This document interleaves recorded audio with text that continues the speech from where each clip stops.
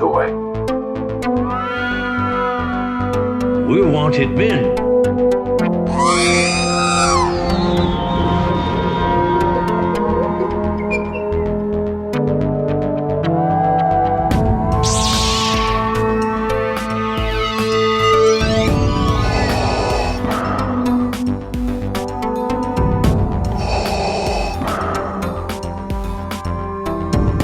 I have spoken.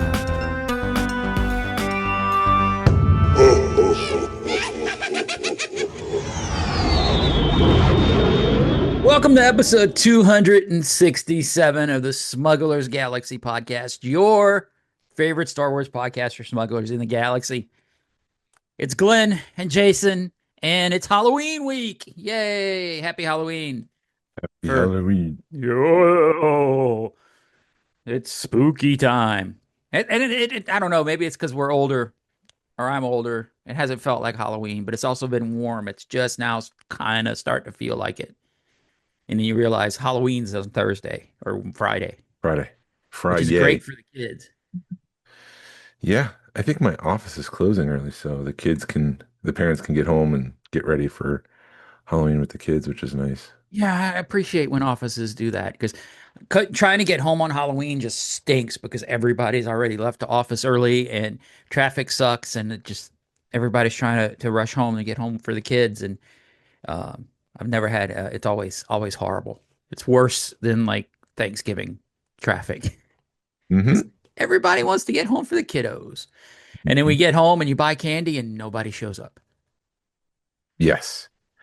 Yeah, we experienced that. The other side of my development is pretty busy, but our side, nobody comes down there, so I don't. Well, yeah, because nobody wants to descend Mount Wasilko. But that's not part of the I mean, that is a challenge, yes, and we normally set up at the top of the driveway because of that, but people just don't come to my side of the neighborhood.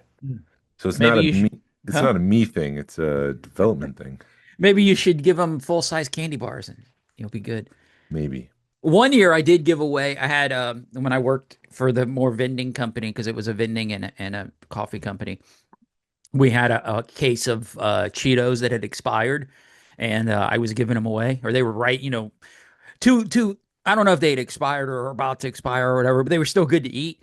And we were giving them away, and like people were coming from like several streets over. You guys, the guys with the Cheetos. So that was kind of fun. I don't know. I gotta buy candy today when we go to the grocery store and see what It's, happens. I got this Hope- 3-week-old expired milk. You want it? Yeah, here. It's better than a penny. Better than plastic stuff. Everyone wants candy. They don't want the plastic toys. Don't give me a little fake spider. That's not what I want. No, because you're gonna get your house egged. That was the worst. It was Yeah, just like, we oh man, this is the house that's giving away the finger spiders. I don't want that. that or the candy that homemade candy. Nobody wants that because you never know what you put in the homemade candy. Yeah. Is your microphone already giving you fits? Yeah, I'm it won't anymore. I'm done. No, I'm just finishing up the art project for it's kind of like the prototypes for the Uh-huh. art project, and this is the last piece, so I can put it together and see Nice. how it looks assembled.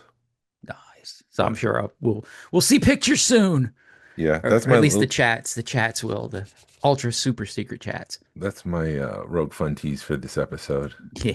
Tickets are still available. Yeah. We were talking Buy about them. it last night. Buy Let's them. do it. Buy them. Did you So, pick anything up this week? Did you go to Ross and get your lightsaber? no. I'm so frustrated with that right now. I've been to like I'll hit depending on the day, I can hit 4 or 5, three, anywhere from like 2 to 5 Rosses, depending on how my route goes for work. And I have not seen any Sabine lightsabers. I have seen the 4-pack droid, like I said last week. I've seen some cool stuff, and I kind of wish I'd have picked them up. Thinking about it now, I'm like, I need gifts for the Dirty Wampa, so I should have picked some stuff up to for that for the winter social. Um, but no, and then the only time I see the Sabine lightsabers are people on Facebook Marketplace trying to scalp them, and they're wanting, 100 $150 a piece for these lightsabers. Some guys wanting 200 each. And it's like, dude, do you not realize why these things are at Ross for 30 freaking dollars? Um, so, and I'm willing to pay somebody, 50, $60 for one, hey, if you want to double your money that, or, pay a finder's fee, but, because I'm spending a lot of time looking and they're just like, no, I can go 100. And the people that look at, there's one guy that's got three of them right now on Facebook Marketplace, which means this guy went into Ross, saw all three of them and bought them. And it's like, leave some for the rest of us. If I don't really have a problem, I guess, if they want to try to flip one, but you grab all of them, thinking you're going to make 500-600 bucks out of 100, and it's like, dude, you're not going to make it. So in a couple of months when they're sitting there, but we'll see what happens. But I did get on the chat last night, right before, because I was going to bed. Mandy was watching because we hung out at your house last night because you did your chili and mac cook off. And so as I'm going to bed, Mandy we got home late. Okay. I just looked at my neck and it had what do they call it? Bacon neck, where the neck Uh-huh. collar thing kind of like curls under. So it drives me nuts sometimes. I just fix Okay. I thought you were giving me the kill sign. No, I was just fixing my neck. He's rubbing his neck. I thought he was giving me the kill sign. Like, don't talk about it. Don't talk about No, it. no, that's not it. It was just like curled under, and it drives me nuts because I can't stand it. And so I was just fixing it, and there's Dude, just cut it out. Anyway, so we got home late last night, and I'm sitting there and just trying to wind down for bed, and I get on the chat, and they start talking about Chewbacca's. And I was like, oh, you guys are talking about Chewbacca's. And they were like, oh, we're talking about the Winter Social. So long story short, I jumped on the chat for like 10 minutes. And Tony goes, hey, Glenn, look what I got. And he holds up the Sabine lightsaber. you So got one? he got one, and it's mine if I can't find one. So I've got one through our buddy Mm. Tony up in Athens. He said he walked into a Ross and it was sitting between two tables. Oh man, Yeah, he like got lucky. So the uh, dream. It's all I've got yours one. for $175. That's what he told me. He goes, I'll People sell it to you for, I'll give you a get, great deal. get a job. Stop going into Ross and buying toys to flip them for 200%. Go out and get a job. Spend your time and get a job to work at Ross. Yeah, I'm waiting for them to like show up at all the toy shows, all the RossCon stuff, and hopefully people don't buy them. I mean, that's the best thing. Like we always say, vote with your wallet. Don't buy them from scalpers, and teach those guys a lesson because they're popping up on Macari. They're popping up everywhere. Because they also have the Sabine with the wolf. Those are popping up for like $35 on Macari. I'm like, dude, they were 40 to begin with, and I can go buy them off Amazon for probably cheaper. Yeah. Um, because the Sabine lightsabers right now are $130 off Amazon, and I personally would rather buy one from them than give a scalper $100, even though it cost me 30 more. I do see that the Sabine, the helmets are like $60 on Macari, which I'm like, yeah, okay, that's reasonable. Oh, You're really? doubling your money, huh? Really? You're paying 20, $25. I mean, I'm still like, eh. I have a helmet for $60. Well, I'm I paid joking. 120 for mine. Oh, I'm joking. I I have a know. job. I don't need to flip toys. So yeah, but then when you look at like these people's profiles, that's how they make their money or that's how they make their living. So it's more than just toys that they're flipping. They're flipping everything. They're the ones that when you walk into the Walmart clearance section, they've got their phone out scanning everything. Here's my phone, scanning everything to see what it's going for on eBay. Yeah. While you're just trying to look for a good deal, they're the ones that are blocking it up. And yeah. And yeah, we were talking about somebody, I don't know if it was us or the chat was talking about how like you go to a Ross and then you realize you really shouldn't be at a Ross because it's just such a convoluted mess sometimes. It is chaos. Yeah, we were It's talking about that chaos. last week. Yeah. But But yeah, hopefully, if I can find one, awesome. If not, I got the backup from Tony. So hopefully, Winter Social gets here. I'll have me one. But I Um, mean, truthfully, that's what our network's for. Our network of friends were like, hey, everybody helps each other out. So we all know what we're looking for, and everybody keeps our eyes out for it. yeah, but Tony cosplays as Sabine, so don't take that saber away from him. He really needs that for his cosplay I really want to see Tony with pink hair and a spray paint can. I'll and just a spray spray. paint my face. Don't ever say that again. Oh, I could see him typing right now. Damn it, Jason. What I do in my own private time is none of your podcast listeners' Business. business. Yep. I mean, I hit a couple Rosses this week, and I actually finished the Ahsoka Retro Collection. Yeah. They had the HK Assassin Droid for $4 Nice. on card, and I was like, well, those were being sold at a second chance for $5. Hmm. So if I buy it for $4, I can open it and then flip it. If I really need to make $1, You can bring it to second chance. Here you I just go. I just increased my investment. It's $1 more now, so Yeah, I mean, I've seen all the retro stuff. I've seen the retro Sabine and the Hera. I've seen a Black Series Hera from Rebels, not from even Ahsoka show. Um, and then every now and again, you'll find something that's been on the shelf for like 5 years that they found in a back room somewhere, and it shows it because it's got a bunch of shelfware on it. yeah. Um, so I mean, it's fun, but it's also frustrating. So yeah, I'm happy to at least have the backup from Tony. So yay, finally. But I also I'll keep my eyes open a little bit. I also got the TIE Defender for Micro Galaxy Squadron. That Oh, was the a micro. I want one of those. I'm not doing micro stuff anymore, but I definitely want the TIE Defender just because it's the Rebels tie-in. yeah. I also got my Imperial Shock Trooper from Hasbro, which people are questioning why is it the Clone Wars because they didn't really appear in the Clone Wars, Hmm. but it is. It's it does He have that. showed up for 2.5 seconds. Yep, I got the new Chewbacca, which we were playing with last So you night. got a couple of those. Well, I got one for the Cantina and one for to keep on card. Okay.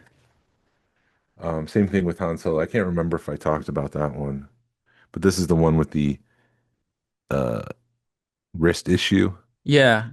It looks bad on camera, but it doesn't look so bad in person. Yeah, when I looked at it in person last night, it wasn't bad. It just feels like he's got a fatter wrist than what he It's should. it's just Uh, clunky. yeah, and they've actually do have a ridge around the t-shirt. And then There's a yeah, definite ridge or something. I don't know what the correct terminology is for toy collectors, but there is definitely a gap or something. There's a sizable. You could see a difference.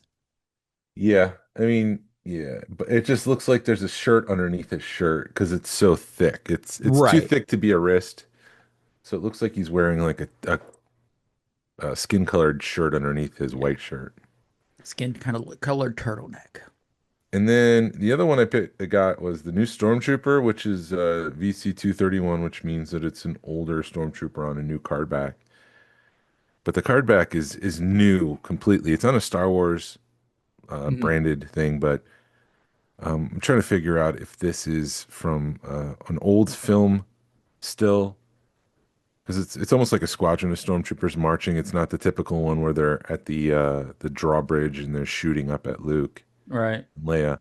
This is like a bunch of stormtroopers marching, but it's so clean and slick and glossy where it feels more like a Rogue One stormtrooper than a Yeah. New Hope one. Yeah. But I don't know. I can't tell if it's computer generated or if it's an actual It shot it from the movie. it almost feels computer generated. I love the one that looks like he's photobombing right over the top one's the one Yeah, in front shoulder. yeah. And it's like, oh man, somebody's taking a picture. I want to be in the shot. Yeah, yeah. I mean I want an action figure of me. it's a good looking card. Eh,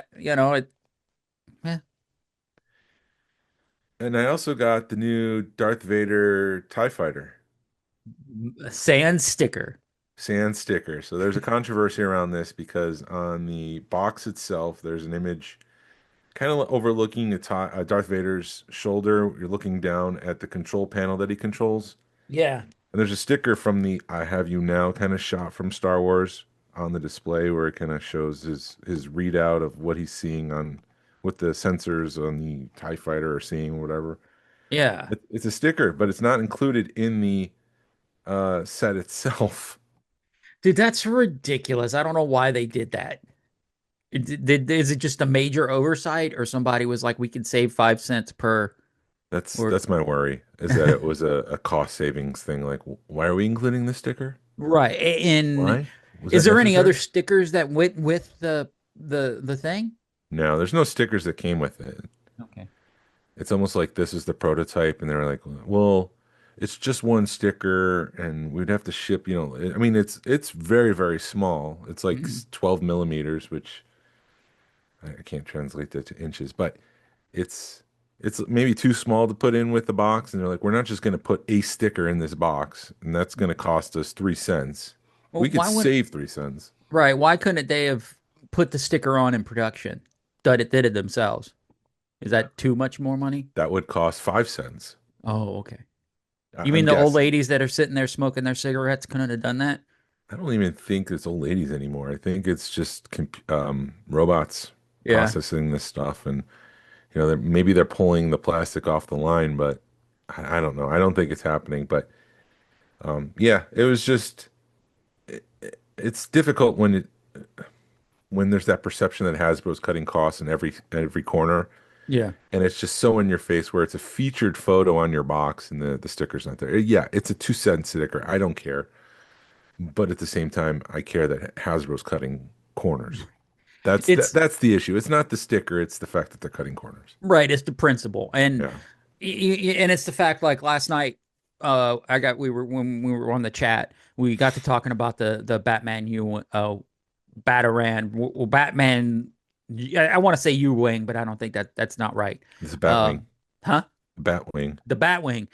That thing's got a light in it, Hmm. and it lights up the whole cockpit. It lights up the engines. It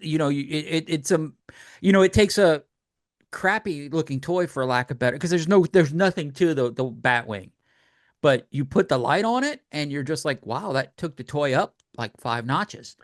That's the Star Tours Star Speeder right there with all the lights. It's just like so much better than anything Hasbro's putting out right now because of that element.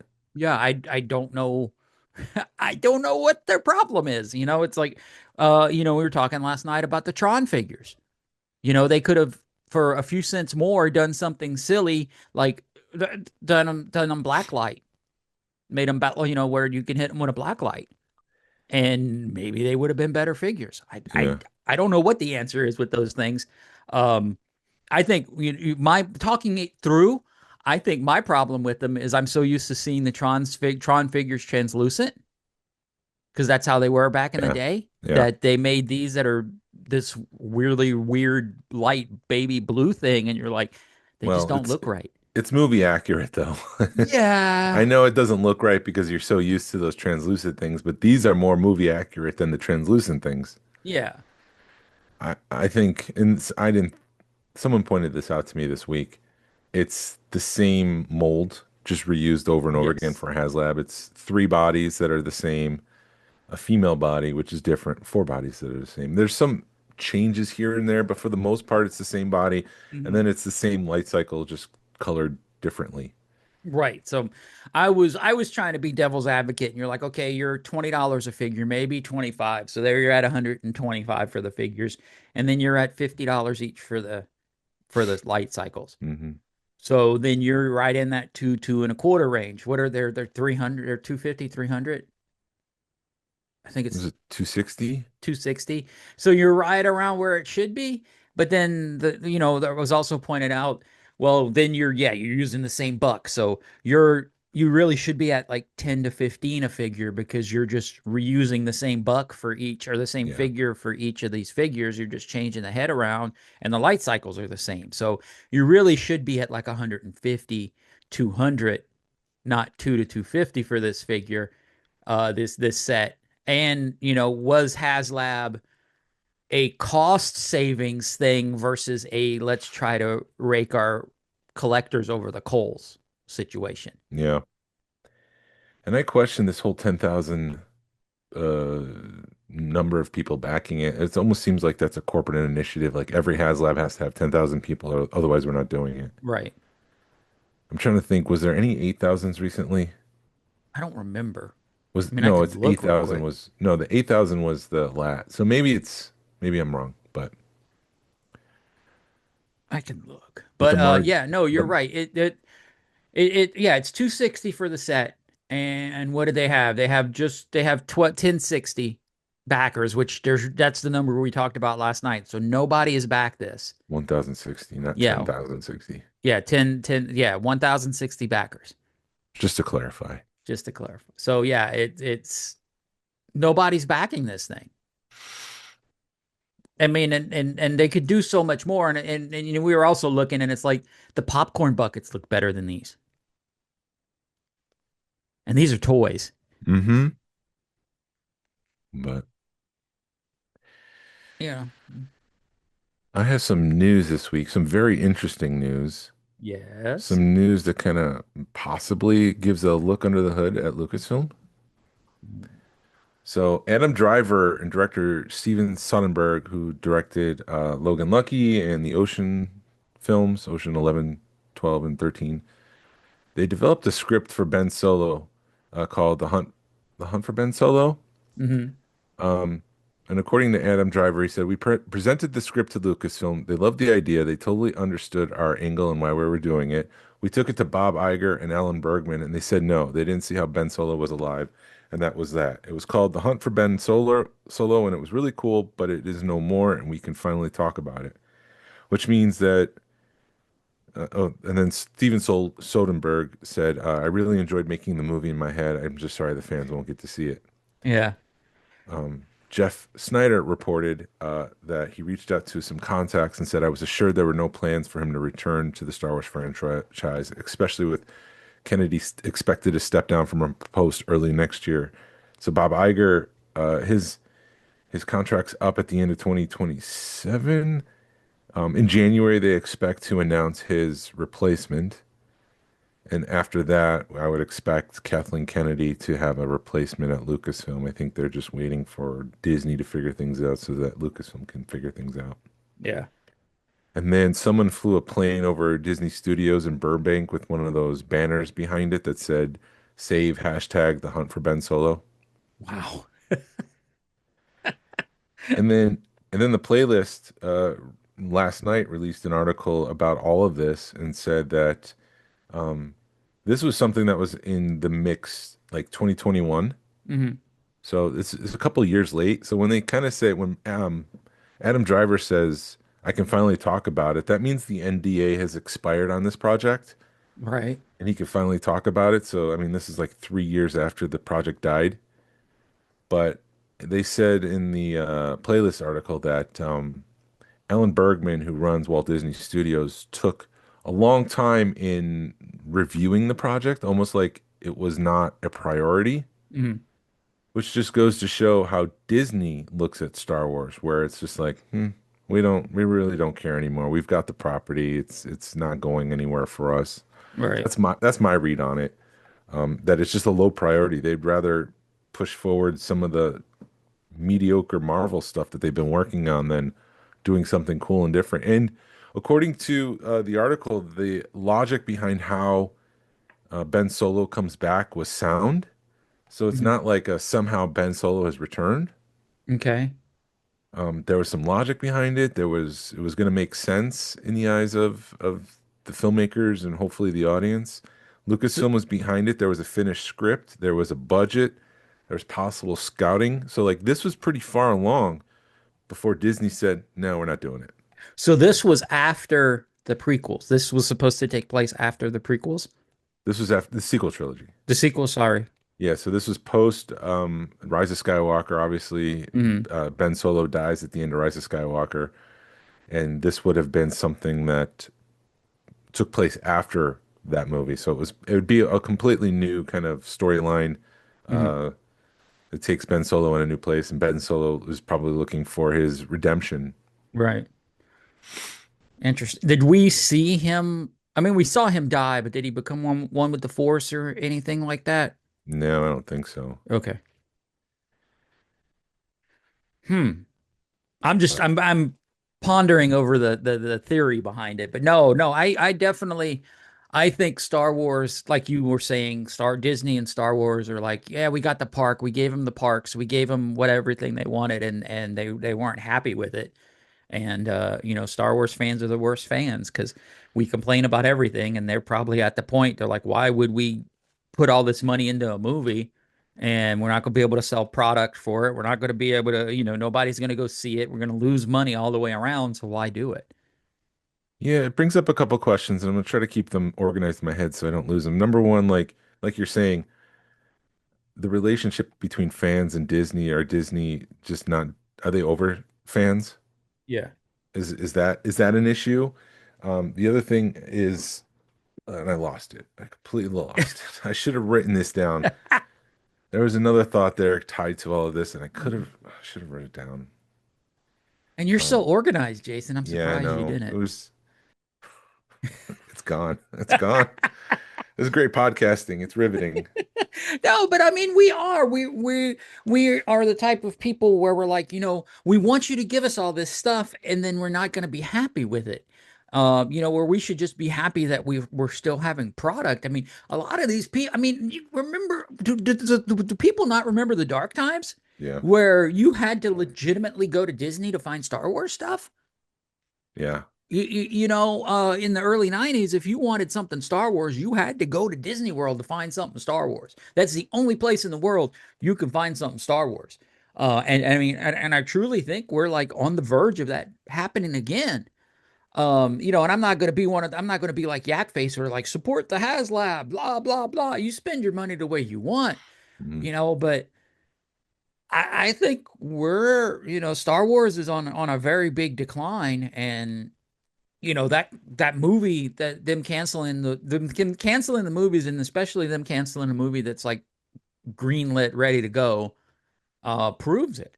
Yeah, it was greenlit at Lucasfilm, and it was actually Disney that closed it down. I remember what I was going to say. Okay. Everything that happened in the theater post Rise of Skywalker, so there hasn't been any movies in what, 4 or 5 years now until Mando and Grogu. Right. Was that an initiative that Disney said to Lucasfilm, no more movies for you? Hmm. I mean, it kind of sounds like Disney is looking down on Star Wars. It's not Lucasfilm. They're trying, and they can only make shows because Disney was preventing them from making these movies. I don't know. That's what my speculation at this point is, because it just kind of seems that maybe that's what was happening. Okay. So I think I'm just hearing something, and I want to make sure that I'm hearing it right. So Lucasfilm was the one that was ready to rock and roll on this, Yes. and Disney shut it down. So you're having the two companies battle each other basically. Yes. And they hired a screenwriter to finish the script. Steven Soderbergh and Adam Driver were not paid for the development of this. This was Okay. really just a passion project for Adam Driver, who I think Kylo Ren is probably one of the more interesting and characters that resonate with fans in the sequel Right. trilogy. And so it would have been good to see this if everything was like they were saying logic. It would be more than, somehow Kylo Ren has returned, you know? Right. And I think it's stupid on Disney's behalf to be like, I don't understand how this person comes back when time after time Boba Fett comes back. He was just living in the belly of a monster. He crawls out and it's like Yeah. somehow Boba Fett's returned. Palpatine returned. Somehow he's back. And it's like it's happened. Yeah. But suddenly this logic just is dropped on Alan Bergman at Disney Studios.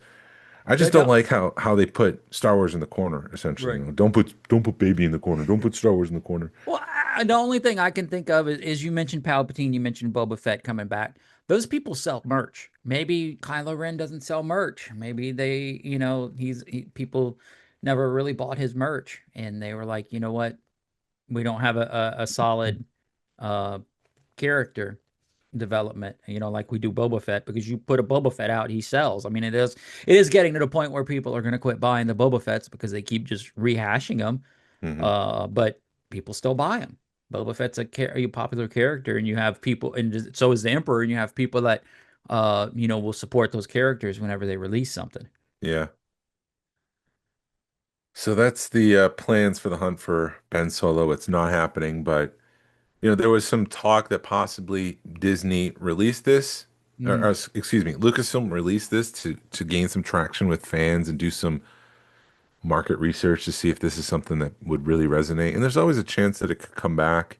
yeah. Fans are like, "Oh, this is exciting. We want this." And then Lucasfilm can go to Disney and be like, "Look at all the online chatter. Let's move this forward."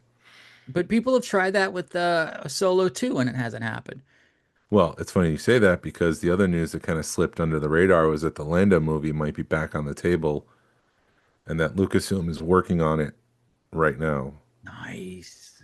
the development of that movie.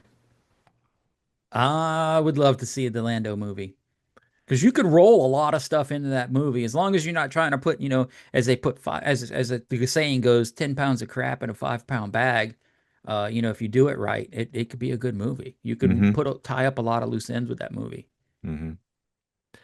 And then it was also revealed that David Fincher was in talks to direct the post Episode 9 movie. There's some murkiness around the exact timeline as to where his movie would fit. There was a chance that it was between The Force Awakens and The Last Jedi, Mhm. that there was a movie in there that he was working on.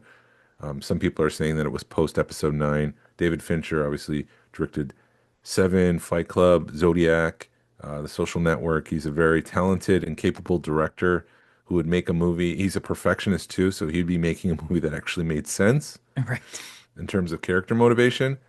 But the thing was that it was the stickler was that he gets final cut on his movies, which means he gets the final edit, and anything beyond what he turns into Disney, Disney wouldn't be able to make any further changes. So it was like Disney would have no say, Right. and if they don't like it, they're stuck with it.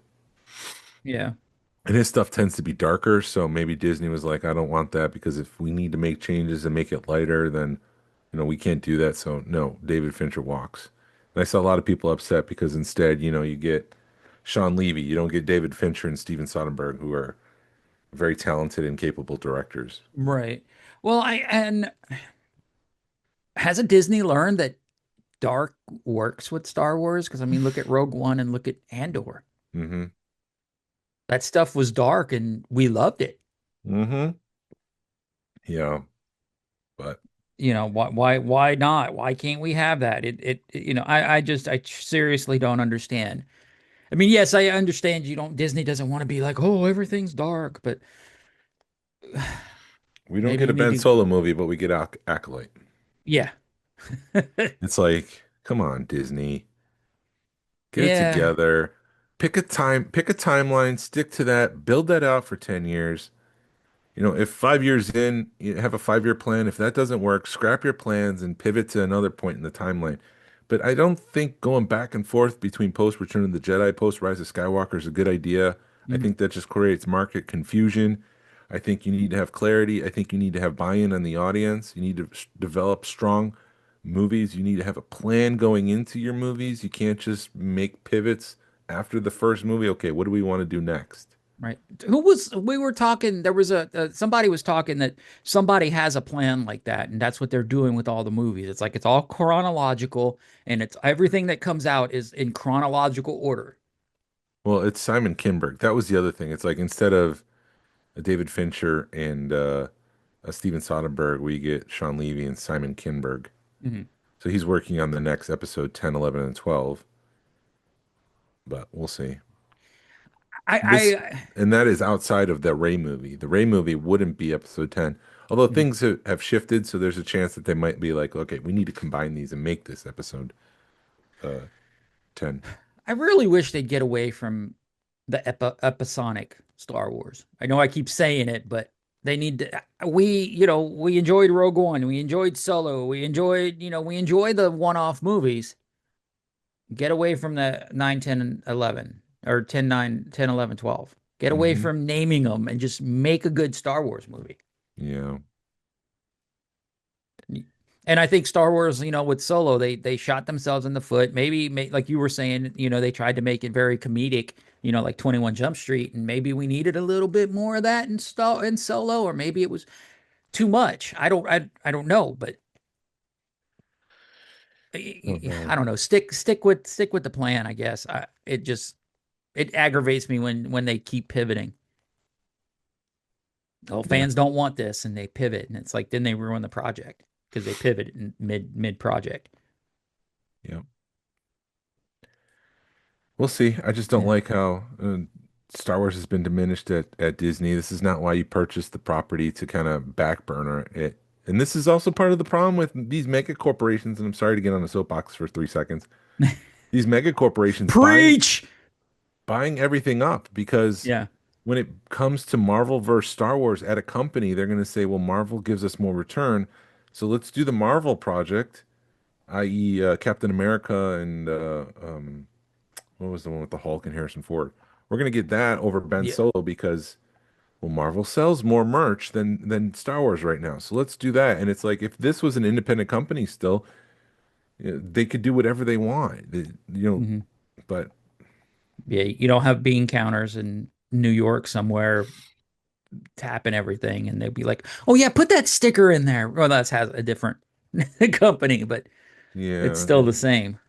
it just reduces competition and it just makes it so that, Star Wars is on the back burner. And like I keep saying over and over again, I don't know if I'm just repeating the same thing and being repetitive, but yeah, it's just one of the downfalls of these companies buying everything up. It's just there's a lack of creativity, there's a lack of because they just do what's been done before. They don't do Hmm. anything new and exciting. I mean, that's what George Lucas was trying to do with his sequel trilogy, and then Disney's like, "No, let's kind of do what you did before." Right. I Maybe mean, even maybe from maybe they sorry. didn't maybe they didn't understand Star Wars and they just said, "Well, let's just try to duplicate what he did because with The Force Awakens because we don't know what else to do." Right. They Yeah. don't want For to challenge people. I think we're ready to be challenged. I mean, I don't know. Everybody's like, "Oh, Star Wars is for 12-year-olds." Yes, it is, but you know what? I can enjoy a movie made for 12-year-olds Hmm. if it's got some intellectual stuff to it, or because they're okay. So like Pixar, pick Pixar out. They make Toy Story. It's for 12-year-olds, but there's enough dad jokes in it to where we can enjoy it. The parents can enjoy it. And why Yeah. can't Star Wars do that? How hard is that to do? I don't know. Well, there's no vision. It's just like, Yeah, what story do we want to tell that makes money? right. There's not an individual saying, "This is the story I need to tell in this world." So, Well, uh, and I don't know, and then you're just like with the whole Dave Filoni, Ahsoka, Jet Grand Admiral Thrawn, heir to the Empire thing. It's like, we everybody was excited for that, and Dave Filoni's building up to it, and then the way it's sounding is it's like gonna resolve itself in season 2 of Ahsoka hmm instead of being what it should have been. yeah, it's a bummer. Yeah.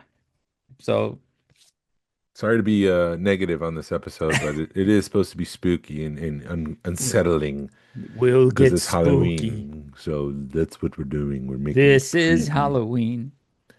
This is a Halloween episode where we make you spooky, Yeah. make Whoa. you uncomfortable. Oh. Speaking of bad news, unfortunately, Drew Struzan passed away this week, who was a poster illustrator. He did the posters for the special editions and then the original prequel posters, Mhm. in addition to Back to the Future, and Indiana Jones, and The Goonies, and several other. Shawshank Redemption, he did one. He's just an incredibly talented artist, and I remove my hat for him and feel sorry for his family and all that. Yeah. But it's a bummer because he's such an incredible, talented artist, and I mean, we were talking in one of our chats. His work is probably seen more than like Michelangelo's work at that time. Right. Meaning, like people in the Renaissance period couldn't travel to see, Michelangelo's David. Yeah. But with the movie stuff, people go to the movies, they see that poster, so people probably saw in their time, people probably saw more of Drew Struzan's work than they did like Michelangelo's David work Right. or the Mona Lisa. Like and that's just because of the media expansion and that people are able to see this stuff. It's more accessible, Hmm. but Yeah. it's just interesting thought. That's all. Yeah, before we move on to the movie thing, you just mentioned Back to the Future. So like Back to the Future's 40th anniversary was this week. Was it? I thought it was released in like August I don't know. It was released in July, but I think they celebrate in October October. 21st as Back to the Yeah. Future Day. Um, it should be November 5th, and you can share a day with them. Yeah. I guess it's because it's 1985, which was 40 years ago. Yeah. October 21st, 2025 is 40 years after 1985. Right. So, but anyway, they released a whole bunch of stuff for Back to the Future. I couldn't get the Hey Dudes because by the time I remembered about them, they were sold out.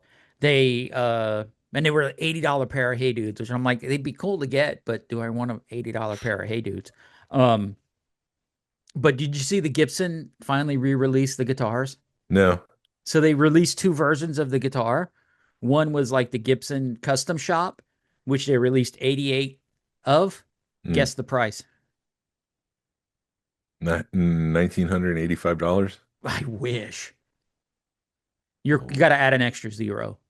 $19,850. $20,000 $20,000 for a guitar. for a guitar. What is an average guitar? Because I'm not in that market. So, like, if I was just going to get a guitar, electric guitar, how much would that cost? About 1,000, between 1,000 and 15 nowadays. You used to be able to get a decent one for about $400 or $500. Now with everything inflation, you're looking around 1,000 for a good one.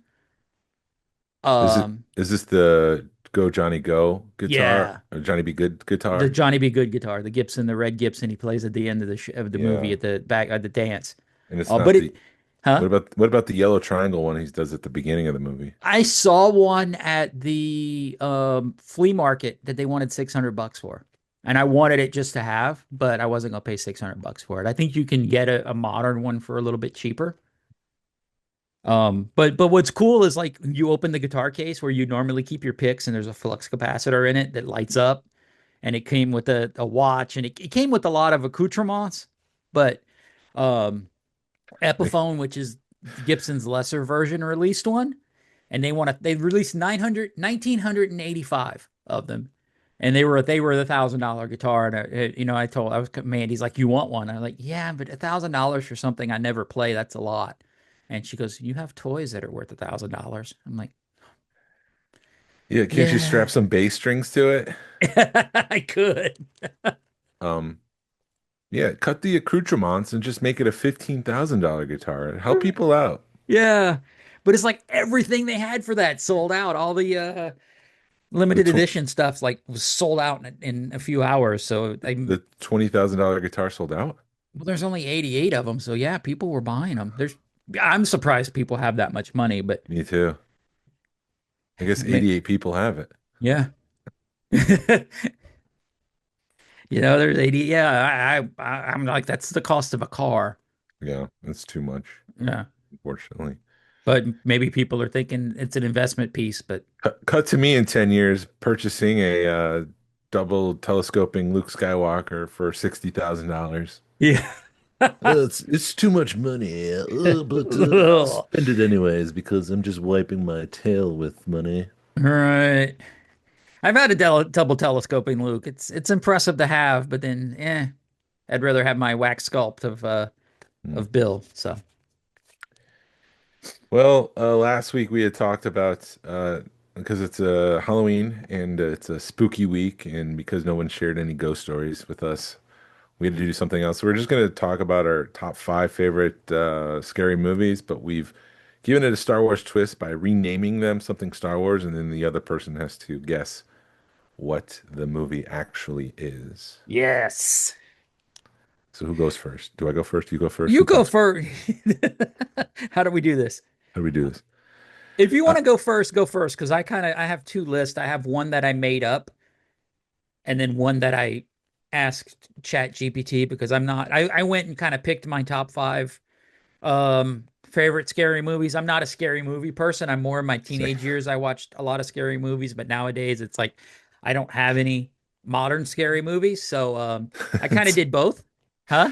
it's funny that you say that because it's the same thing. Like yeah, a lot of the stuff I watched as a kid, which scared me. Hmm. Looking back on it with today's lens, it's like it's really not that scary, but it's more comedy, and it's like, Jay Friday the 13th. That's a comedy when you look at it nowadays. The scariest things I've seen recently are Midnight Mass, which I've talked about before on Netflix. And then they just dropped a movie called A House of Dynamite with Catherine Bigelow as the director. Uh-huh. And it tells the story of the 19 minutes when it's suspected that North Korea launches a nuclear missile. Uh-huh. And it takes place from when that missile launches to when it strikes an American city, potentially. Yeah. And it's very intense and it's very scary because of how real everything is. It's grounded. Like you see the military people, you see the president try to weigh the decisions that he has to make. Mhm. This is not a paid advertisement. It's good, but just go into it with the lens that this is a movie about being in that moment and having to make those decisions. It's not like a traditional disaster film, Uh-huh. where like you see the tornadoes come through, then you see the aftermath and everything's fine and everybody's happy. It's a very different kind of film, but it's very, very scary. Oh, geez. It didn't make my list because there's no way you would have known that, Right. but I watched it this week and it's probably one of the most intense, scary things I've seen in a long time. But it's real life. It's not meant to be a spooky movie. Yeah, yeah, And then the spooky stuff you watch, you're like, that's not that spooky. no. So, well, my first one is one that again I saw as a kid and it scared me, and I renamed it the Lothcat Graveyard. Is that shoot Pet Cemetery? It is, yes, yes. See, Having you that, did yours looks so much better because my Pet Cemetery came out Sumutini. what does that mean? I ran this stuff through ChatGPT. What I is like, Sumutini? yeah. I don't even know that word. I don't Sematine. I don't know what that is. Semitini? Maybe they just translated it to Italian for you. I don't know. Was that your Um, number five? that was just on my list. There's no top. I Oh, didn't okay. rank them. It's just so what I did was I did a hey Chat GPT, give me 10 scary movies, but transfer them into Star Wars names, and then I picked scary movies like Pet Cemetery that you watched when you were a kid, and you're just like, okay, I remember that watching that movie when I was a kid, and it resonating with me. So this one will be for our buddy Ted. Silence of the Banthas. That's kind of obvious. It's Silence of the Lambs. You word better than I do, so yours is gonna like mean something more. It'll be less obvious than the ones I've got. Yeah. My next one is one of my favorite films and one of my favorite books, The Forcing. The Forcing? Yes. Oh, is that The Shining? Yes, it's The Shining, yes. I'm like, what It's is that? What is that? What is that? Um, so here's this is a new or newer movie. Sithers. oh, Sithners. Sinners. Yeah. Sinners. Yeah, you see, and that's another scary movie that it's like people, it's like, oh, this is a scary movie. So you're kind of like, okay, kind of, you're very timid to go into it, and then you go into it, and you're like, this wasn't scary. No, and I like Sinners. I know I was talking down on it before, Mhm. but it's like the Cowboys and Aliens problem where the first half of the movie before the aliens show up was a compelling movie with Daniel Craig and Harrison Ford and all the dynamics that were going on in the town before the aliens make Uh-huh. an appearance. And that's how I felt about Sinners, like the whole thing about opening up your own gin joint and in the South, and it was a speakeasy or a Yeah, it was club. It was a club. yeah, club. I thought that was so much more interesting. And then out of the blue, these vampires kind of show up, and it's like, I know it's a metaphor and all that, but I kind of liked where the movie was heading before the vampires showed up. Yeah, and then it's like everybody, let's kill the vampires. And then the other issue I had with the movie was like the credits rolled, and I'm like, okay, that's it. So I turned it off, not realizing this was a mid-credit sequence that added so much more to the character development. It was like an essential part of the movie. Right. And so when I went back to see it and watch that on YouTube, I was like, oh wow, this is like a key moment that should have been part of the end of the movie. But Right. anyways, it's good. Yeah, no, I enjoyed it. I enjoyed it a lot. And yeah, watching that, you're like, man, maybe they kind of could it would be good to see a movie. I mean, it's been out long enough we can spoil it, but so if you don't hit fast forward. So basically it's takes place like 30 years after all the or 50 years after all the events, and it's the young kid, he's old, and the Mhm. two vampires come up and meet him and are just like, we're still here. That's the gist of it. And it's like, wouldn't it be cool to see what those two vampires have been up to for 50 years? Yeah. Well, there's talks of a sequel, right? I don't know. We'll see.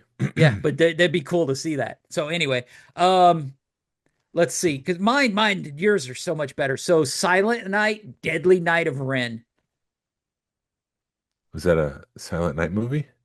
Yeah, well, you probably it's a bad B movie. What was it? Silent Night, Deadly Night. I don't think I've ever seen that one. It basically it's a dude that dresses up as Santa Claus and like goes on a killing spree. Oh, yeah, that's the reason why I haven't seen that one. Me and my stepmom back in the day, we would get a weekend and we just go rent bad horror movies. And that was one of them. And they made like three of them. And what stunk was like Silent Night, Deadly Night 2 was basically a rehashing of Silent Night, Deadly Night 1. And we're like, why did you even make that? I mean, not even all they did was like, it was like a flashback show. And it was like, why did you make this movie? And why did we rent it? Because all you're doing is showing me scenes from Silent Night, Deadly Night 1. But I think they're Is supposed to be remaking it this year. is it a Halloween movie or a Christmas movie? I think it's a Christmas horror movie. Okay. Yeah. Just curious. Yeah. The next movie on the list is one that's kind of affected my life more than any other movie. Uh-huh.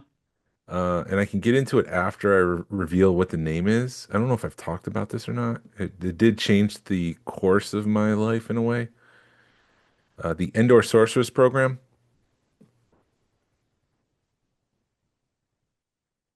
Indoor Sorcerers Program. Yeah. I don't know. Maybe if I change one name, well, Uh-huh. one word to the title, maybe I'll, click in for you. Okay. The Endor Sorceress Project. Oh, shoot. No. It's a, I'm gonna be like, crap. yeah, it's the Blair Witch Project. Oh, Blair Witch. Oh, you see, that's why. I did see that in the theater, and it was very intense. And Mm. yeah, I saw it late at night, and Oh, jeez. it's a good movie. The problem I have with these found footage things sometimes, and there was like one that the guy from his name is escaping me, and he's even from Syracuse. He was the guy in Police Academy movies that kind of talk like this. Yeah. He made a Bigfoot found footage movie. But the problem with these found footage movies is that at some point, survival is more important than documenting. Yeah.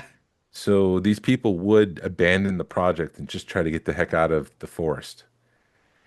But it was a movie that I went to the University of Central Florida, and the year I went to apply to the film program was the year this movie came out, and all of the filmmakers went to UCF, University of Central Florida, Mm. and unfortunately, they had like 30 spots, and they would typically get about 60 people a year Yeah. applying for the program. And that year, the Blair Witch Project came out. It up to 200 people, Wow. made competition really stiff, and I did not get into UCF's film program, which is exactly the reason why I wanted to go to UCF. So I was forced to do English, but it was still an intense movie. And Yeah. I just read last night that the Blair Witch actually appears in the movie Huh. as one of the people they interview. Interesting. I guess it's been a fan theory, but I haven't seen that since the movie came out. So Hmm. what's your next film? Let me see. You did such a better job. How many more we got? I got two more. Okay. Let me go over here because they did not do here we go. I'm going to change this one up a little bit, but um hold on. I'm trying to see if it even makes sense to me saying it like this. Um That's a good IG sign. Huh? That's a It's good bad. sign. It's bad. IG-88. That's a character. I know, but Okay. Is it like it iRobot? no, it they put it for IT-88 instead of it. But if I said Oh, IT-88, you'd be like, "Oh, that's it." oh, okay. See, that's why you went to school. That's why you couldn't get in. It shows that, you have more English than I do. So you like the Tim Curry version of it? That I've never seen the updated version of it. Um, I'm a Tim Curry fan. yeah, yeah, I could see that with all the stuff that you like, but that's a very cheesy version of it because he's just Yeah. like out in the middle of nowhere. It's a wide shot. Hey kid, what are you doing? It's not as scary as the new version of it. I've always, and when it came to Stephen King movies, I always seem to enjoy the TV versions more than the uh something they made for TV versus something he made for a theater because Yeah. it felt like the made for TV stuff, they had boundaries and they had to, you couldn't just show somebody getting their head cut off. You had to be imaginative with it on TV versus in the movie theater where you could just show it.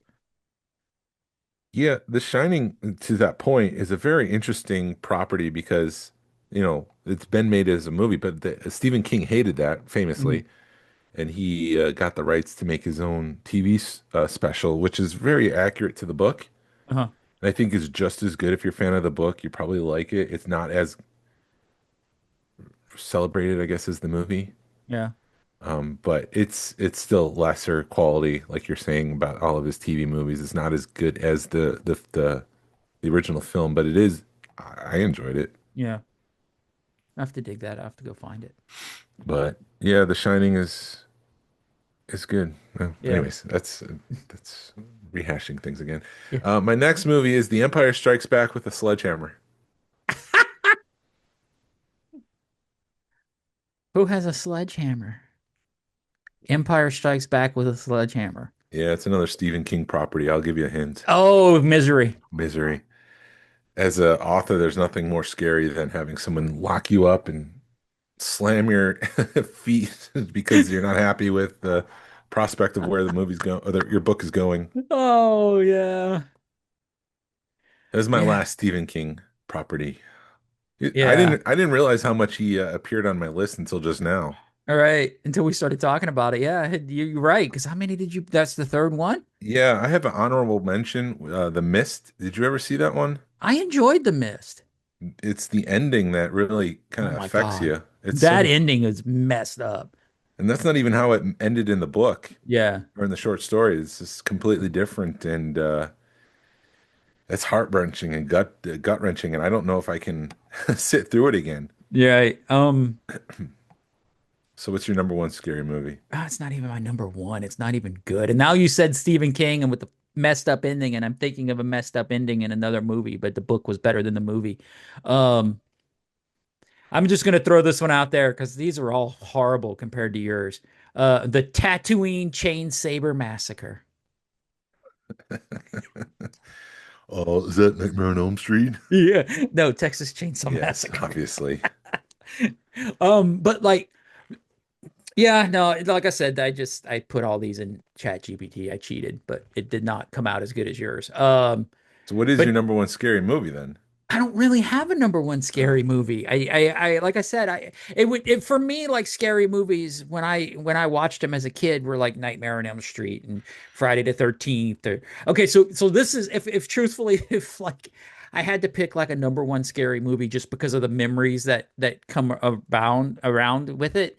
Um, I think it was one of the Nightmare on Elm Streets, maybe like three or four, Hmm. but as a kid, I was at you remember when they used to put fairs in like stadiums? So like No, the Georgia Dome. Okay, so I guess that's maybe a southern thing. maybe. So there was a fair that they put in the Superdome and Hmm. we'd go to it. So it would be like a big deal because you're like on the floor of the Superdome, but you're in a fair, you're at a fair type situation. And there was a guy giving away, he was a famous, like he was a host of a TV show or something. And he was giving away a Nightmare on Elm Street videotape. And I bugged him so much that he just said, "Here, take it, kid." So I just remember Shut up. watching. Yeah, Get he out was of here. like, Shut up. "Shut up and leave me alone. Go, leave me alone." Because I kept going, "Did you draw yet? Did you draw yet?" I kept just bugging him. "Hey man, did you draw for that VHS tape?" And he just ends up giving it to me. He goes, "Leave me alone." And I just remember watching the heck out that thing. You know, Hmm. but that would probably be my number one. But I mean, I really enjoyed Sinners recently. But I haven't. I kind of stay away from scary movies just because I don't like jump scares. Even the Monsters Unchained ride at Epic kind of I was a little nervous when I first rode it because I was like I heard there was a lot of jump scares, but it's such a good ride that you get over that real fast. I have my number one scariest movie, Yeah, The Phantom Possession.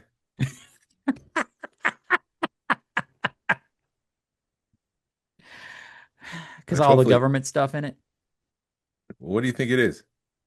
A Phantom Menace. No, no, Yeah, no, no, no, no, no, no, no. It's a retitle of a scary movie. the Phantom. Oh, Exorcist. Yeah. Yeah, The scariest part is that it's real, yeah. that it was a little boy, not a little girl, Oh, but still, well, it's it's crazy. funny because like you watch The Exorcist nowadays and you're like, this isn't that bad. Yeah. And people were like losing their mind over it. And we just watched the Ed Gaines Monster on Netflix. And Hmm. that's got some messed up stuff in it. Hmm. But like they kind of bounce back and forth between like the people that he um